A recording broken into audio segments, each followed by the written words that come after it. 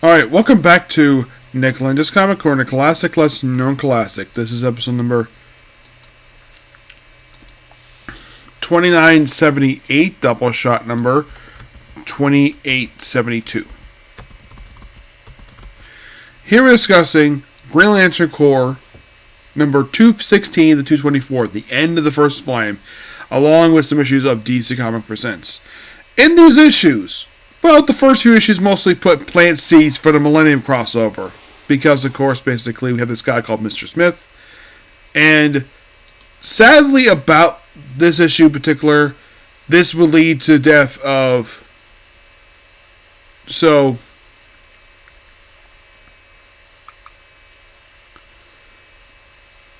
we debuted this new character called Mr. Mr. Smith actually made his debut prior to this issue. And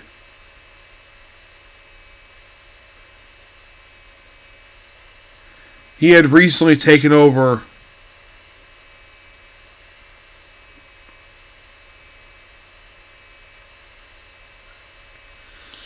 Ferris Incorporated. Ferris Aircraft. And of course, he fired Hal Jordan, who basically doesn't like him very much. And then sadly put the very next issue, 217, Carl Ferris dies. Yes, Carl Ferris' father dies the very next issue. Yes, Steve Englehart basically wrote the man's death.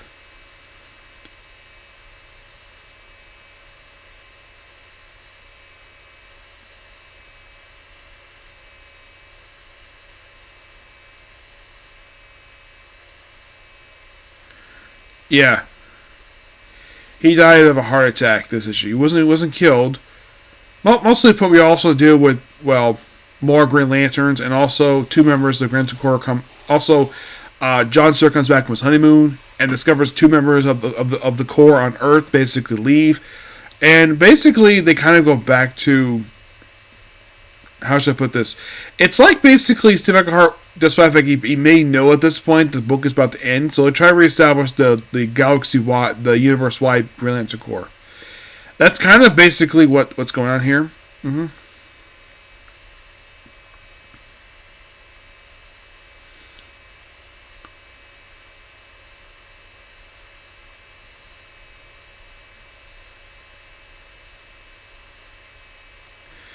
Yeah.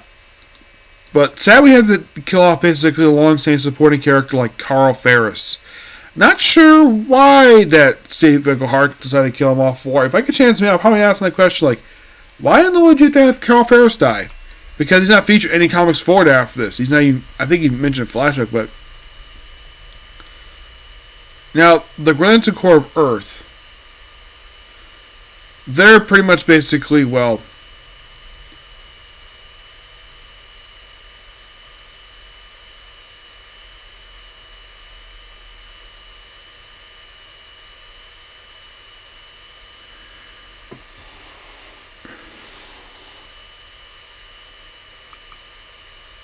Yeah, so mostly what we deal with this computer known as TDHD, this entity, which was something that's brought over from Tales of the Green Lantern Corps annual, and was brought over to the main book, and then like by like 219 they pretty much get rid of the damn thing. It's basically kind of a little minor story arc here. Oh yeah, there's Zero for Zero Crisis of an Earth in this issue here. Yeah, and of course, Joe Sinestro. No Carol Ferris, surprisingly. Nope. And then we begin the Millennium tie-in. Basically, the next couple issues with Bill Willingham on the artwork, we begin the Millennium tie-in, which basically, the first thing they do, as soon as basically have the Millennium tie-in reveal, oh yeah, Mr. Smith, the guy to go over Ferris Aircraft, was in fact a Manhunter robot, and Hal Jordan destroys him immediately. Yeah, it's like the whole purpose of this guy, aside from the fact he was outed as a Manhunter agent, it's like basically the purpose of him just being a civilian antagonist for Hal Jordan, not best enemy Green Lantern. Of course, he gets an appearance here by the JLI. And of course, also, they pretty much basically, like, it continues on the very next issue. We deal with, of course, basically, not exactly managers per se, mostly we deal with this magic enemy of the Green Lantern, who was some Gardner Fox created, was brought back for these last few issues. Yeah, then basically Sinestro was pronounced guilty and supposedly pretty much killed. Oh, don't worry, he comes back. Oh, don't worry, he does. Yep. And then basically we lead to the final issue. But we have Joe Stan do some artwork here. So yeah, in the last couple issues, the power battery is destroyed. So the Green Lantern Corps, the entirety of the entity itself was disbanded because no more new Green Lanterns. Yeah, so it's like we have to basically... I don't know if this was an editorial mandate on the part of DC Comics. That's probably what's happened here, because at this point, you have just Ever Go Home, and of course, you have some aliens stay with the lovers, obviously, like in the case of John Stewart's wife, because there's not much power left. This probably was an editorial, like I said, editorial mandate, so I guess some of these pointed out, there's way too many Green Lanterns. Let's just eliminate all of them. It's similar probably with the case with the Kryptonians. We're at the crisis of Earths, where all the Kryptonians, except for Superman, were all just erased from history. Though slowly they start to come back, like Zod, and of course people think, oh, was Krypton really destroyed? Yeah. And then surely, and sadly, well, and also they kill off one member of the Green Lantern Corps, Duroc, who was basically a fairly new character they just introduced in 217. And then by 223, less than 6 issues of his debut. And then in the last issue, basically, the Green Lantern Corps disbands. They also kill off a character called Phildo Spawn, who is another fairly new character. And then, of course, basically, we have the final appearance of Modon. And Goldface, who next appears in the next volume for Green Lantern.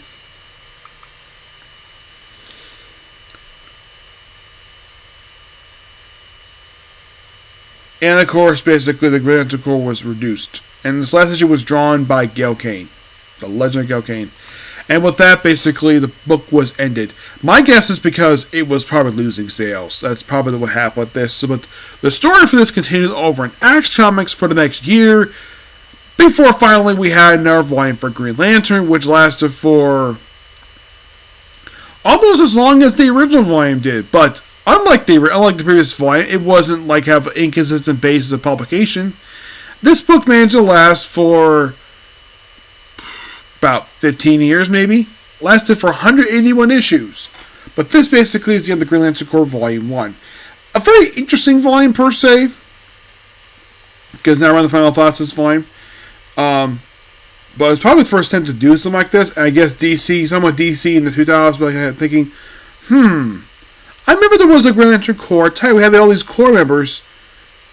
Let's not keep it on one title. Let's basically move their own title and give Hal basically just the Green Lantern title itself. Which is probably, maybe it was Jeff Johns' idea, possibly. But of course, they would still use Green Lantern Corps in the main book itself. But as the title itself, it's like they tried to get off the ground, but it was not successful. And then eventually they brought it back in the mid-2000s. That's an ongoing series. But I'm going to give Green Lantern Corps Volume 1, issues 216 to 24, a 9 out of 10. And with that, basically, I'm done with Green Lantern Corps Volume 1. Yep. That volume is all completely done. So, what's replacing it? Green Lantern Corps Volume 2 when I finish up these 2 Silver Age books.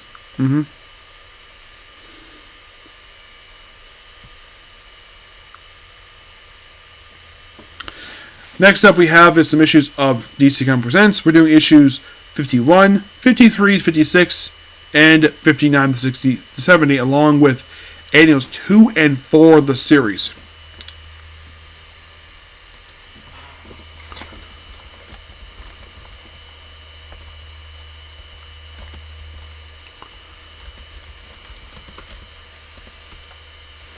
In issue 51, by Bob Ruskins did some writing here with these issues. There is a backup feature in here, which basically that it's insert feature in the Masters of the Universe.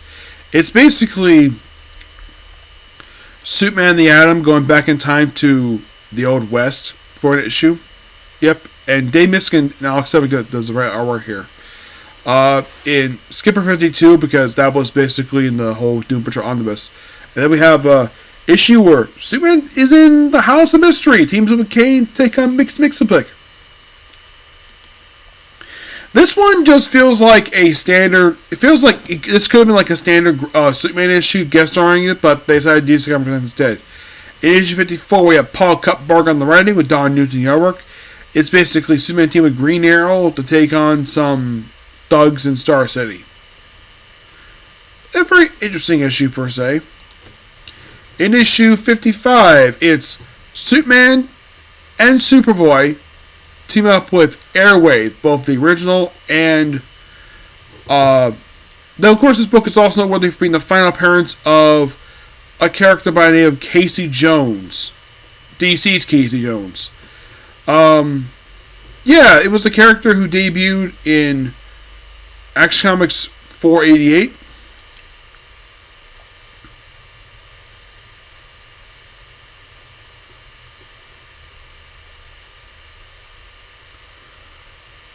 It's a story for Airwave. Yeah, it's like they take on an old Airwave villain, and basically this will be sadly his last appearance. Of course, also, you have Superman team of the original and his successor, his son. And this one feels like a story that was a leftover from the Action Comics feature for Airwave, and they just had it wrap up here.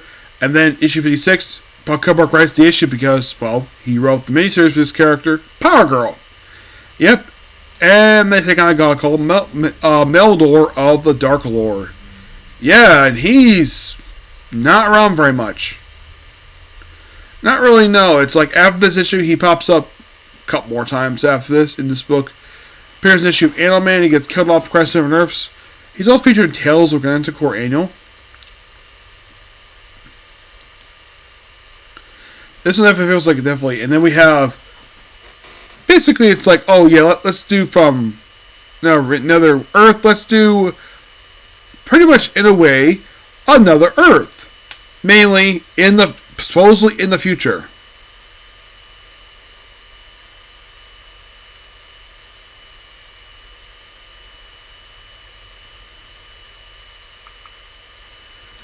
Yeah, and we had the first appearance of the Atomic Knight.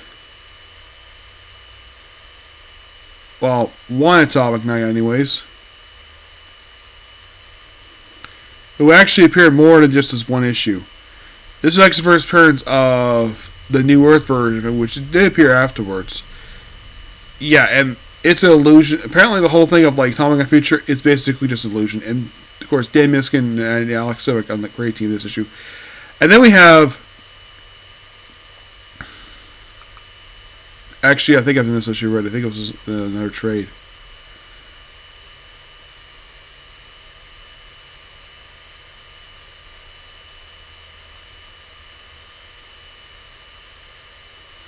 Maybe an Alex Sevick issue. So, moving on to 59.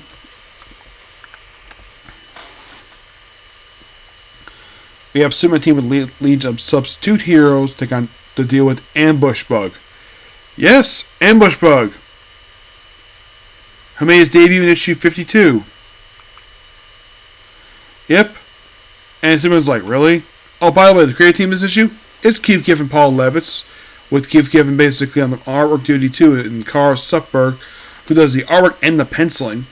And the very next issue teams up with the Guardians of the Universe, take on the Weapons Master, who's an old enemy of theirs, who debuted back in World's Finest 272, which so he was Superman members, and this was his last appearance. In 61, teams up with OMAC, yeah, because now we're in some Jack Kirby style characters. First up, we have leading around this issue. We have OMAC take on Intercorp, which this one feels like a continuation of the OMAC stuff. It's like, well, I think you have a feature in Warlord. Yes, I think you have a feature in Warlord for a very brief period of time.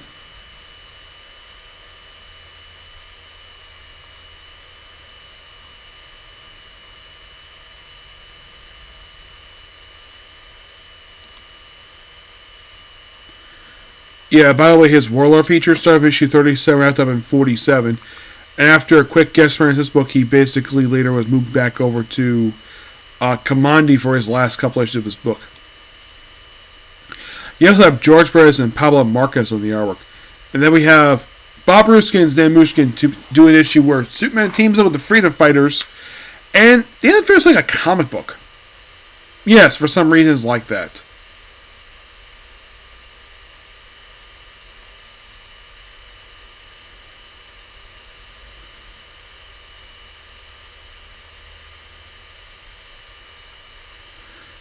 And this feels like a continuation of like the Freedom Fighters book. It's like now we're in the area of like, oh, let's continue some of people's books in this book for some reason. So let's have issue 63 team up with Amethyst. Not a very well known character, Amethyst. If you're curious, she first appeared as a backup story for Legion of Heroes number 298. She's written by Dan Mushkin and Gary Cohen. It's basically a 12-year-old girl who can somehow age herself to be 16 and fall in love with a guy who's older than she is. That's a minor subplot there, and she's like the house of like Amethyst. And in some continuities, people in that world don't trust her. And then we have another Jack Kirby character. We have Superman team with Commandi from Mark Ever. Yep. And this book basically take on the Tiger Men.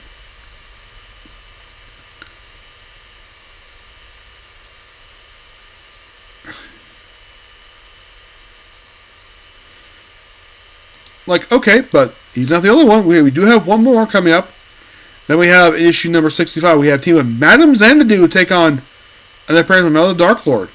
Madame Xanadu looked great in this issue. Paul Cubber read the issue itself, which was really good in my book. And then we have, very next issue, we have the third character who was a creation of Jack Kirby teams in these issues. That being Etrigan the Demon. Also Lee Wee, also Joe Keeper in the artwork. We have first appearance of Blackbeard Thorn. A character who would be a recurring character after this in other books. And then 67.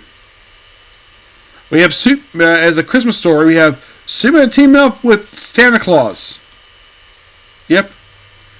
And then we have a Jerry Conway written issue where we have, get this, Superman team with Vixen to take on Admiral Cerberus,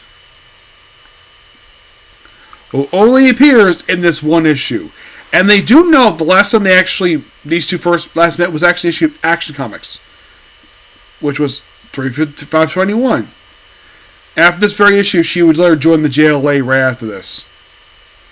And then we have, let's have a time travel issue. Superman teams up with the Blackhawks, which really cool book this one is. I love the Blackhawks; they're really cool. And finally, Capital issue 70, where teams with the Middlemen. But before we go, let's talk about the two main annuals. First up, in number 2, where he teams up with Superwoman, who is a character who appears like very few amount of time, named Christy Wells. Yeah, she appears in this annual, appears in she appears in this book, and she also appears in number 4 and few other times. Basically, her costume is reused by Lucy Lane when she becomes Superwoman, like basically the same exact costume. You have Elias Megan, basically doing the writing here, with Keith Pell in the arc. Basically, Superwoman's a character from the future, and he teams up with her in this annual and in number 4, which love the cover for number 4, which is done by Eduardo Berdido, which basically his team with Superwoman once they get taken on Lex Luthor and Art Thieves. Though the cover seems like he's taking on some bald woman from Star Trek.